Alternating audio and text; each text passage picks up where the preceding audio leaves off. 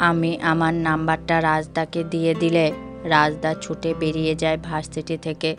এদিকে আমার তো আগের ঘটনার কথা ভেবে হাত পা ঠান্ডা হয়ে যাচ্ছে। আমি একা দাঁড়িয়ে আছি। এমন সময় আমার কাঁধে হাতের স্পর্শ পেলাম। কোয়েল, তুই পেয়েছিস ওনাকে? আদিদার খবর রাজি দিতে পারবে মৌ, সঠিক লোকই দায়িত্ব নিয়েছে।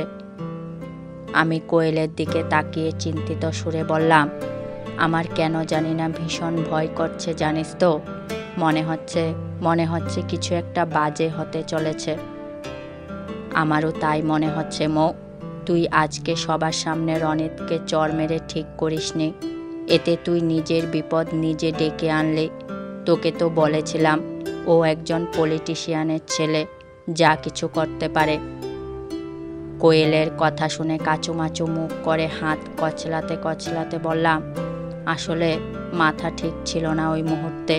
তাছাড়া আদিকে ওরকম ভাবে দেখে। কিরকম ভাবে দেখে? আরে উনি খুব রেগেছিলেন আগে থেকে, যা বুঝলাম রাজদার কথায়। কিন্তু আমার দিকে যখন তাকিয়েছিলেন তখন কেমন যেন মুখটা ফ্যাকাশে লাগছিল। হ্যাঁ, তো তাতে তোর কি? আমার কি মানে? কি বলছিস তুই? ভুল কি বললাম? তোর কি যায় আসে আদিদার মুখ ফ্যাকাশে হয়ে থাকলে? আর তাছাড়া তুই তো রনিতকে পছন্দ করতিস, তাহলে অ্যাকসেপ্ট করলি না কেন? ওর জন্যই তো তুই আদিদার সাথে মিসবিহেভ করেছিলি, তাই না? তাহলে অ্যাকসেপ্ট করে নিতিস। তোর মাথা ঠিক আছে? কী সব আজে বাজে কথা বলছিস তুই কোয়েল? আমি একজন বিবাহিতা মেয়ে, আর আদি আমার স্বামী। ওনার কিছু হলে আমার খারাপ লাগে। ওনাকে কষ্ট পেতে আমি দেখতে পারবো না। আর ওনাকে ছাড়া অন্য। থেমে গেলি কেন? বল, ওনাকে ছাড়া অন্য কাউকে তুই অ্যাকসেপ্ট করতে পারবি না নিজের লাইফে, কি তাই তো? কোয়েলের কথায় রেগে গিয়ে মুখ ফসকে কি বলে ফেলেছি খেয়ালই ছিল না। অগত্যা চুপ করে থাকা ছাড়া উপায় রইল না। কোয়েল আবার বলল, নিজের লাইফে অন্য কাউকে যখন মেনে নিতেই পারবি না, তখন কেন আদিদাকে সুযোগটা দিচ্ছিস না মৌ? আদিদা তো চায় সবটা নতুনভাবে শুরু করতে, তাই না? কিন্তু আমি চাই না কোয়েল। সবটা নতুন করে শুরু করতে গেলে আমাকে ওনার আগের করা ব্যবহারগুলো ভুলতে হবে। আর তাছাড়া আমি একজন বিবাহিতা, তাই এভাবে কোনো ছেলে আমাকে বিনা অধিকারে টাচ করবে সেটা আমি মেনে নেব না। আমি ওনার জিয়ার মতো মেয়ে নই। ডিভোর্স দিয়ে দেব বলে যে আমাকে এরপর অন্য কাউকে বিয়ে করতে হবে এমন তো কোনো কথা নেই, তাই না? তুই কি জানিস তুই নিজেই নিজেকে ঠকাচ্ছিস? আমি কেন নিজেকে ঠকাতে যাব? এভাবে নিজের অনুভূতিগুলোকে মিথ্যে প্রমাণ করার চেষ্টা করিস না মৌ। বিয়ে জিনিসটাকে মানিস তুই। আচ্ছা, মানলাম তুই আদিদাকে মেনে নিবি না, পছন্দ করিস না, ঘৃণা করিস। সিঁথির সিঁদুরটা তোর কাছে এতটা ইম্পর্ট্যান্ট কেন যে চুলের আড়ালে সেটা একটু হলেও দিয়েছিস? ডিভোর্স হলে তো এমনিতেই পড়বি না, তাহলে এখনই মুছে দে। কেন মানিস এতে আদিদার ক্ষতি হবে? কি হবে ও মরে গেলে? কোয়েল, মুখ সামলে কথা বল। এমনিতেই উনি কিভাবে আছেন তার কোনো খোঁজ পাইনি আমি।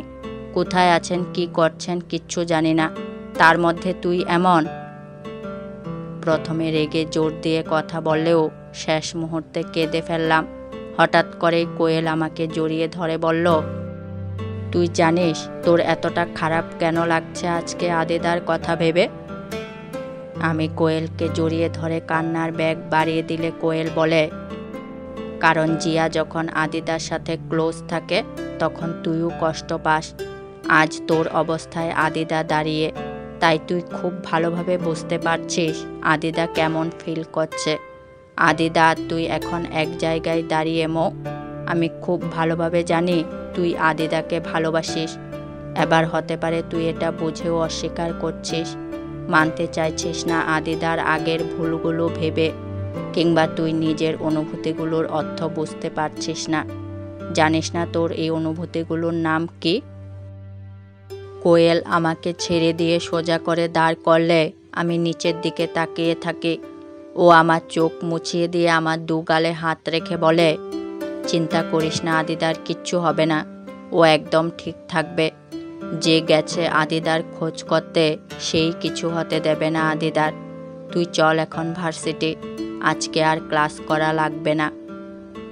কোয়েলের সাথে হোস্টেলের দিকে হাঁটতে হাঁটতে আমি ওকে জিজ্ঞেস করি, তুই কিভাবে শিওর হচ্ছিস যে রাজদা ওনার কিছু হতে দেবে না? শুধু আমি না, ভার্সিটির যে কাউকে জিজ্ঞেস করে নে যারা আদিদা আর রাজকে চেনে, তারা সবাই আমার মতোই বলবে। এমন কেন? ওরা বেস্ট ফ্রেন্ড তাই? ওরা হলো গিয়ে brother from another mother. Bangla ভাষায় যদি বলিস হরিহর আত্মা। দুজন দুজনকে সামলে রাখে সব সময়ই।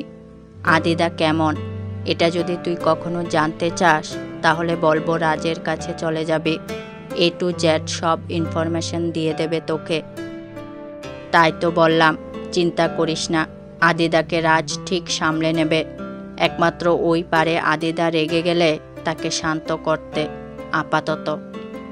আপাততটা এত জোর দিয়ে বললি কেন? আপাতত মানে? আপাতত মানে এতদিন অবধি রাজ ছাড়া আদিদার রাগকে কেউ সামলাতে পারেনি, কিন্তু এখন তো তুইও এসে গেছিস, তাই বললাম আর কি। আর কি মারবি না একদম। আচ্ছা, তুই আদিকে আদিদা বলিস কিন্তু রাজদাকে রাজ কেন? কি ব্যাপার? আমার কথায় কোয়েল চুপ করে গেল। যাক, একদম সঠিক জায়গায় তীর গিয়ে বিঁধেছে তাহলে। অপেক্ষা করতে লাগলাম কোয়েলের উত্তরের আশায়। ও উত্তর না দিলে ওকে আবার জিজ্ঞেস করব। ঠিক সেই সময় কোয়েল বলল, আদিদা, রাজ, অঙ্কিত, আমি আর জিয়া সবাই একই স্কুলে পড়তাম। আদিদা, রাজ আর অঙ্কিত সেম ক্লাসে ছিল। আমি আর জিয়া সেম ক্লাসে ছিলাম। সেখান থেকেই সবার সাথে সবার পরিচয়। আমি ছোট থেকে আমার থেকে যারা বড় তাদের নাম ধরে ডাকি, এবার সে দাদা হোক বা দিদি। আদিদাকে আমার প্যারেন্টস চেনেন, তাই শিখিয়ে দিয়েছিল দাদা বলতে। তাও প্রথম প্রথম বলতে পারতাম না, তাই মা বকেছিল। তারপর থেকে দা বলি, বুঝলি? কোয়েল হাসলো ঠিকই, কিন্তু আমার কেমন যেন খটকা লাগলো। কিছু বলবো তার আগেই কোয়েল হোস্টেল এসে যাওয়ায় হোস্টেলের ভিতর ঢুকে গেল। আমিও যেই না ঢুকতে যাব অমনি আমার ফোন বেজে উঠল। ফোন বার করে দেখি রাজদা ফোন করেছে। সঙ্গে সঙ্গে রিসিভ করে হ্যালো বলতেই রাজদা বলল, আদি একদম ঠিক আছে, তুমি চিন্তা করো না। কোথায় আছে এখন? আমার সাথে। আমি ওর বাড়িতেই আছি কদিন, তাই অসুবিধা হবে না। আচ্ছা। রাজদা কল কেটে দিলে আমি হোস্টেলের ভিতর চলে এলাম।